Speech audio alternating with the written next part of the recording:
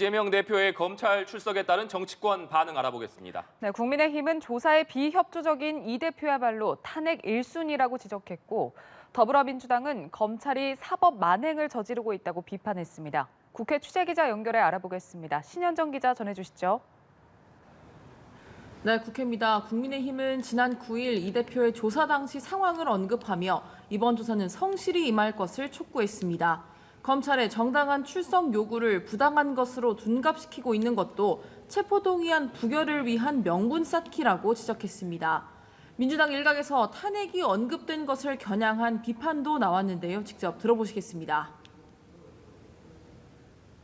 앞에서는 당당한 투사인 척하면서 뒤에서는 생떼를 쓰며 조서에 서명 날인도 거부하며 드러눕는 이재명 대표야말로 국민들 마음속에 탄핵 1순위라는 사실을 명심해 주기 바랍니다.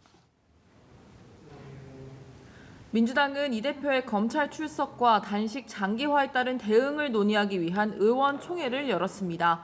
검찰이 단식 중인 제1야당 대표를 소환한 것도 강도 높게 비판했는데요. 관련 발언 들어보시겠습니다.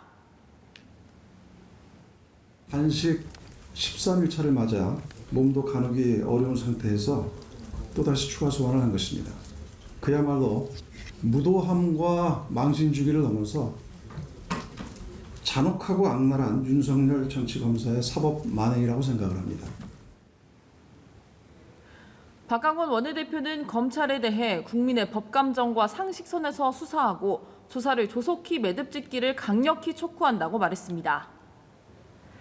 네, 신 기자, 김만배 씨 허위 인터뷰 그리고 최상병 사건 수사 외압 의혹과 관련한 공방은 어떻게 진행되고 있습니까? 네, 국민의힘은 이번 의혹을 대선 공작 게이트라고 명명하고 대야 공세 수위를 높이고 있습니다.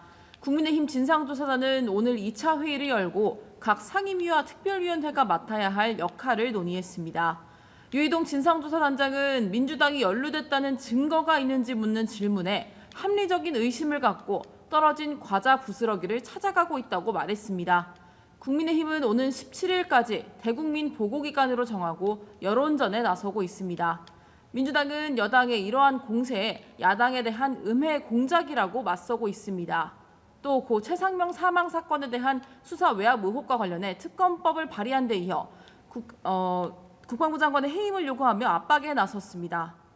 박강원 원내대표는 억울한 죽음을 둘러싼 국민의 분노와 요구를 받들어서 이 사건에 단호하게 대처할 것이라고 밝혔습니다.